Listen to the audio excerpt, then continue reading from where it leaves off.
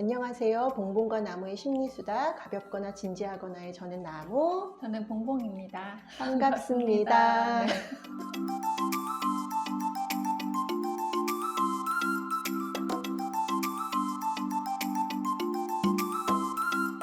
자, 오늘도 또 저 지난번과 마찬가지로 또 사연을 중심으로 한 저희 대화를 이제 또 나눠보도록 하겠습니다. 네. 곧바로 사연으로 들어갈까요? 제가 한번 읽어볼게요. 네. 제목은 남자친구에게 자꾸 집착하게 됩니다. 오. 네. 사연을 읽겠습니다. 네. 저는 회사원입니다. 지금까지 연애를 많이 했지만 그리 오래 가지 않았습니다. 대부분 처음에는 괜찮다가도 저도 모르게 어느 순간 불안한 마음에 전전긍긍하며 집착하다가 이제 상대방이 지쳐서 거리를 두면 이제 갈등이 이제 본격적으로 시작됩니다.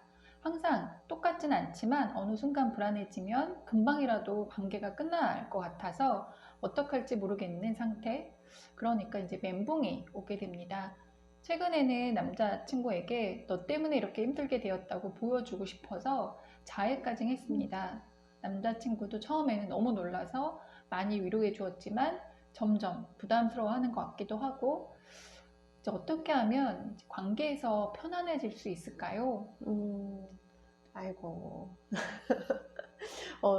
종종 상담 장면에서 만나게 되는 이것도 정말 그 고민인 것 같아요. 그리고 네. 아이고 이거 그러니까 자해까지 이렇게 간 상황이면 엄청 정말 힘드셨구나라는 생각이 드네요. 네. 그러니까 이제 이런 연락이 잘 되어지지 않는 그런 상태, 그게 이제 뭐 몇 분에서 한두 시간이 될 수도 있고 이제 반나절이 될 수도 있는데 이제 그런 상황에는 이런 불안감들이 확실히 그쵸. 증폭이 돼서 어떻게 할 수 없는 이제 그런 상황이 된다고 하더라고요. 네. 그 연애를 하면서 저 사람이 나를 얼만큼 사랑할까, 이제 우리 관계가 또 오래 지속됐으면 좋겠다라는 욕구도 갖기도 하고 그것 때문에 또 불안하기도 하고 이런 건 사실 너무 자연스러운 마음이잖아요. 그런데 그 정도가 역시 이제 지나칠 때, 그래서 그것이 나를 너무 고통스럽게 하고 나를 해할 정도의 어떤 것이 된다면 확실히 그건 뭔가 신호인 것 같기는 해요. 네. 이런 부분들은 내 마음에 어떤 신호라고 할 수 있을까요? 이런 집착, 나를 고통스럽게 하는 집착은? 우리가 이제 요즘에 계속 좀 다루고 있는 무기력 또는 우울, 이제 이런 부분들도 마찬가지로 우리 안에 이제 그런 것들이 이제 통합되지 않고 계속 불편하게 하는 거잖아요. 때로는 고통스럽게 하기도 하고, 예, 그런 것처럼 뭔가 통합되지 않는 이런 불안감들은 쉽게 잠잠해지지 않는, 잠재워지지 않는 이런 감정들은 분명히 우리가 이제 들여다봐야 하는 우리 내면의 어떤 부분들 있을 거다. 또 변화해야 되는 어떤 측면들이 있을 거다라는 이제 확실히 되게 중요한 신호인 것 같아요. 네.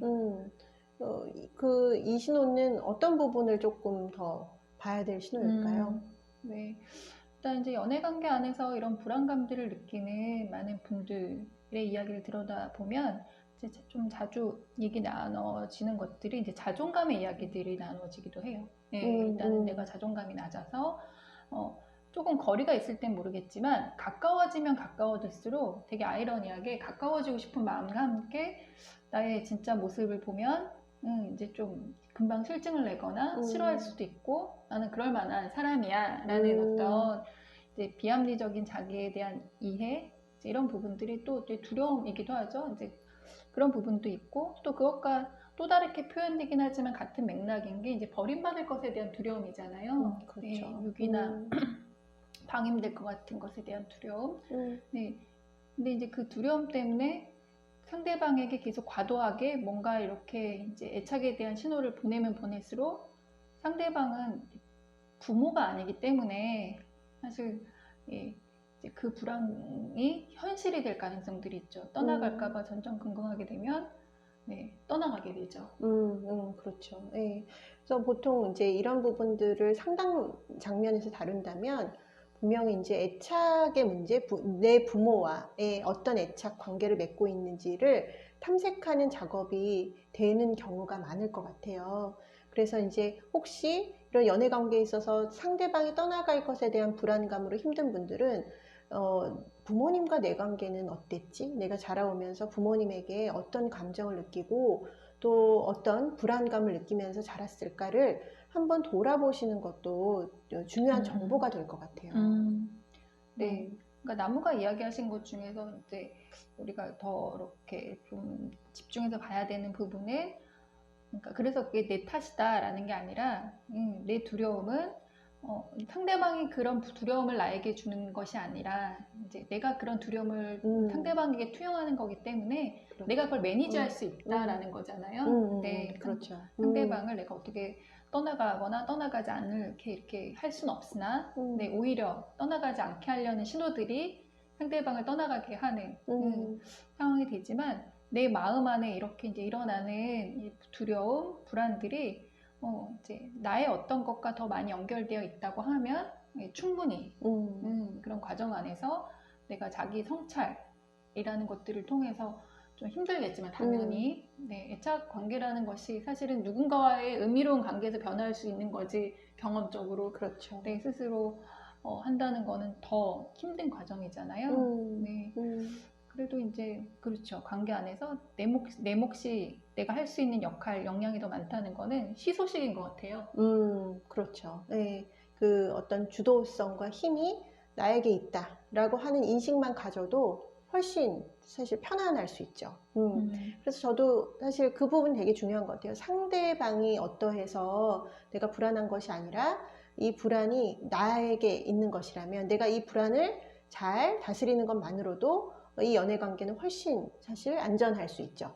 그렇지만 또 한편으로는 이런 불안을 갖고 계신 분들이 또 연애의 대상을 만났을 때 그런 불안을 불필요하게 자극하는 사람들을 사실 또 안 만나도록 주의할 필요도 저는 있는 것 같아요. 네.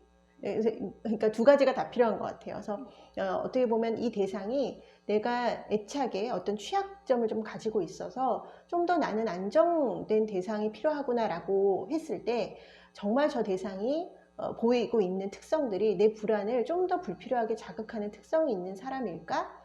그런 사람이라면 조금 저는 오히려 그런 관계를 좀 거리를 두고 오히려 좀 나한테 안정감을 제공할 수 있는 건강하고 좋은 관계를 갖는 것이 더 좋지 않을까, 그런 생각이 좀 들기도 해요. 네, 굉장히 중요한 포인트인 것 같아요.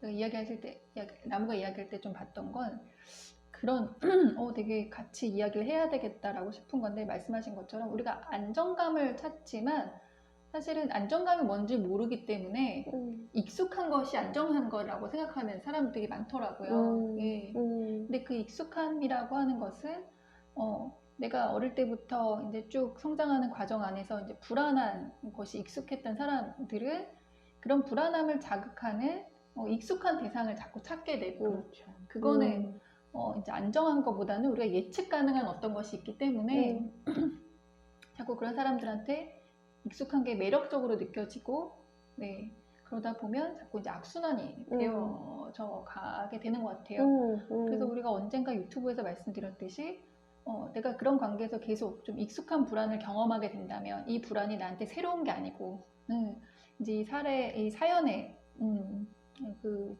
제보하시는 분께서 말씀하신 것처럼 항상 이런 관계들이 이어진다, 항상 전전긍긍하게 된다, 항상 이제 멘붕이 오고 버림받을까봐 두렵다라고 하면 이거는 이번 연애에서 새로운 게 아니라 그런 것들이 이제 본인한테 익숙한 패턴이 되는 거잖아요. 네. 그랬을 때는 다른 사람들, 지인들의 조언도 또 필요한 것 같기도 해요. 네. 그래서 연애가 나에게 중요한 사람들에게 좀 공유되고 개방되는 게 중요한 것은 그런 이야기들 자체를 함께 나누는 것도 즐겁고 하긴 하지만 그 대상에 대한 객관적인 인식을 갖게 해주는 그런 사람들이 또 중요한 또 정보가 되는 것 같아요. 그런 부분들이. 그래서 내 연애에 대해서 얘기하고 또 사람들이 나의 연애 대상자에게 갖는 그들의 인상, 그 사람 굉장히 괜찮은 사람인 것 같아. 그럼에도 불구하고 내가 이제 계속 불안을 느낀다 그러면 내 마음의 어떤 부분을 좀 더 해결해야 될 것이고, 주변 사람들도 근데 그 사람은 좀 너를 굉장히 마저 좀 불안하게 하는 좀 측면이 있어 라고 한다면 내가 정말 나를 오히려 그런 불안을 자극하는 대상을 좀 만난 걸까 하는 걸 좀 돌아볼 기회로 삼을 수는 있겠죠. 네. 네, 맞아요. 그렇게 관계 안에서 나를 좀 들여다보고 이제 아까 나무가 얘기했던 자기 주도성과 힘을 경험하게 되면 자연스럽게 이제 자존감이라고 하는 거랑도 연결이 되어 있을 될 것 같아요. 네. 그러면 이제 본인이 정말 본인뿐만 아니라 우리 모두가 다다르고 싶은 안정감이라고 하는 그런 데도 좀 이어져 갈 수 있지 않을까? 그렇죠. 예. 그리고 이제 어떤 분들은 그렇다면 만약에 뭐 어린 시절의 애착 때문에 내가 이런 불안감이 생겨서 연애가 힘들다면 뭐 어떻게 해야 되는 거냐? 어린 시절의 경험을 바꿀 수도 없고 이제 이런 얘기들을 하시잖아요. 근데 어린 시절의 경험은 그때는 굉장히 약자의 사실 입장이 있기 때문에 아이들은 그런 불안감도 어떻게 보면 생존하기 위한 감정이잖아요. 그리고 그때는 또 굉장히 두려웠을 거예요. 그런데 성인이 된 지금도 꼭 어린아이가 된 심정으로 그것을 경험하는 거죠. 그렇지만 사실은 그 불안을 경험한 여러분들은 이제 그런 어린아이가 아니시잖아요.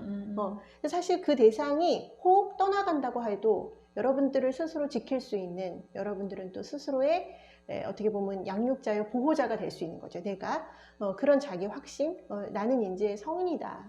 그때 이런 두려움은 내가 그때 어린아이로 느꼈었던 두려움이지 뭐 이렇게 좀 생각하면서 다독일 필요가 있지 않을까. 네, 그렇죠. 오늘 나무가 얘기하시는 게 마음에 많이 와닿을까요? 아, 감사합니다.